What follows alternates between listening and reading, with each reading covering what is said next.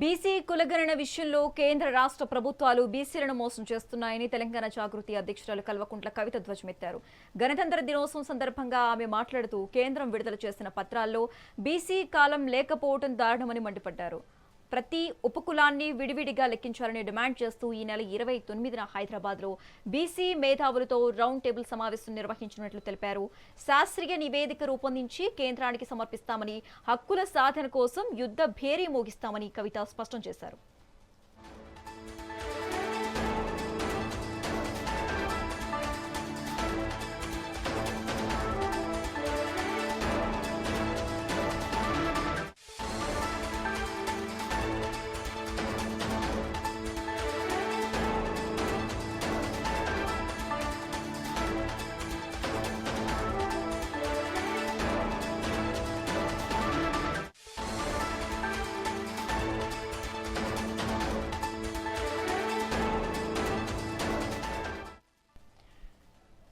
BC కులగణన విషయంలో కేంద్ర రాష్ట్ర ప్రభుత్వాలు బీసీలను మోసం చేస్తున్నాయని తెలంగాణ జాగృతి అధ్యక్షురాలు కల్వకుంట్ల కవిత ధ్వజమెత్తారు.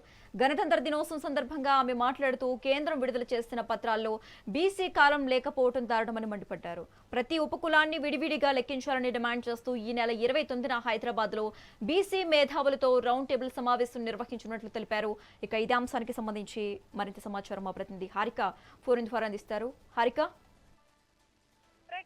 ఈ గణతంత్ర దినోత్సవ సందర్భంగా జాతీయ జెండా ఎగురవేసిన అధ్యక్షురాలు కల్వకుంట్ల కవిత ఇప్పుడు ప్రస్తుతం ఆమె చేసిన కమెంట్స్ మాత్రం ఇప్పుడు సంచలనంగా మారినాయని చెప్పుకోవాలి. ఎందుకంటే దీనికి సంబంధించి అంటే బీసీ రిజర్వేషన్లకు సంబంధించి అలాగే బీసీ కులగణన మీద ఖచ్చితంగా ఇటు పోరాడతామని చెప్పేసి ఎప్పటి నుంచో ఆవిడ చెప్తూ వస్తున్నారు. అందులో ముఖ్యంగా ఈ రోజు ఆవిడ మాట్లాడడంతోని ఇటు కాంగ్రెస్ ప్రభుత్వం బీసీ కులగణన మీద తప్పుడు లెక్కలు చెప్తుంది అని చెప్పడం, అదే విధంగా ఇటు కేంద్ర ప్రభుత్వం చేసే కులగణన మీద కూడా అసలు నమ్మకమే లేదు అని చెప్తున్నారు.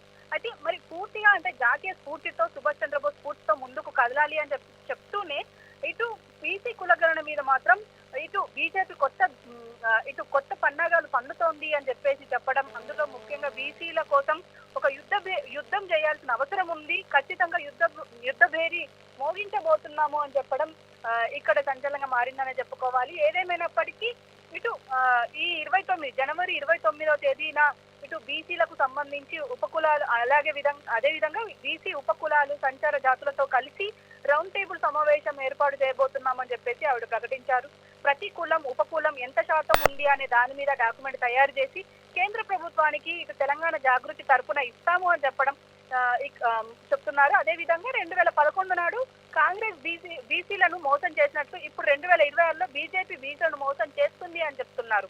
అయితే ఏదేమైనప్పటికీ ఇక ఈ బీసీలకు సంబంధించి ఆల్రెడీ మనం ఇప్పటికే మాట్లాడుకుంటున్నాం. ఒక పక్క ఆల్రెడీ ఇటు తీన్మన్ మల్లన్న ఇటు ఆయన కూడా బీసీల గురించి మాట్లాడడం చూస్తూనే ఉన్నాం. ఇంకో పక్క ఇటు కవిత అంటే ఇక్కడ ఒకటి మాత్రం మనం గుర్తించాల్సింది ఏంటంటే బీసీలను ముందు వేసుకొని ఇటు పార్టీలు ముందుకెళ్తున్నాయి అనేది మాత్రం చాలా క్లియర్ గా తెలుస్తుంది. పైగా ఇటు కల్వకుంట్ల కవిత ఇటు బీసీ ఉద్యమం చేయబోతున్నామని చెప్పడంతో ఇటు ఖచ్చితంగా అంటే ఏదైతే పార్టీ పెట్టాలి అని చెప్పేసి ఆల్రెడీ సన్నాహాల్లో ఉన్నారు. కాబట్టి దీనికి సంబంధించి ఇది ఏమైనా హెల్ప్ అవుతుందా అన్న కోణం కూడా ఒక పక్క వినబడుతుంది. కాబట్టి దీనికి సంబంధించి ఏదైతే బీసీ రిజర్వేషన్లు కావచ్చు, ఎందుకంటే మొన్నటి వరకు 42% రిజర్వేషన్లకు సంబంధించి ఎంత డ్రామా నడిచిందో మనం చూసాము. ఎటకేలకు మళ్ళీ సర్పంచ్ ఎన్నికల్లో మళ్ళీ ఆ 42% బీసీ రిజర్వేషన్లు మనకు కనిపించలేదు. మళ్ళీ ఇప్పుడు జరగబోయే ఈ మున్సిపల్ ఎన్నికలు ఏవైతే ఉన్నాయో దాంట్లో కూడా బీసీ రిజర్వేషన్లతోనే పోతాము అని చెప్పి ఒక పక్క ప్రభుత్వం ప్రకటించినప్పటికీ అక్కడ ఎలాంటి చట్టపరమైన ఇటు అనుమతులు లేవు. మరి దీనికి సంబంధించి మరి ఇంకా ఏదైనా తీసుకొచ్చే అవకాశం ఏమైనా ఉందా? మరి ఈ ఎన్నికల్లో మళ్ళీ బీసీ రిజర్వేషన్ల ముందేసుకొని మళ్ళీ ముందుకెళ్తారా ఈ పార్టీలు అన్నది మాత్రం చూడాల్సిన పరిస్థితి అయితే ఉంది. Okay, right. Thank you Harika.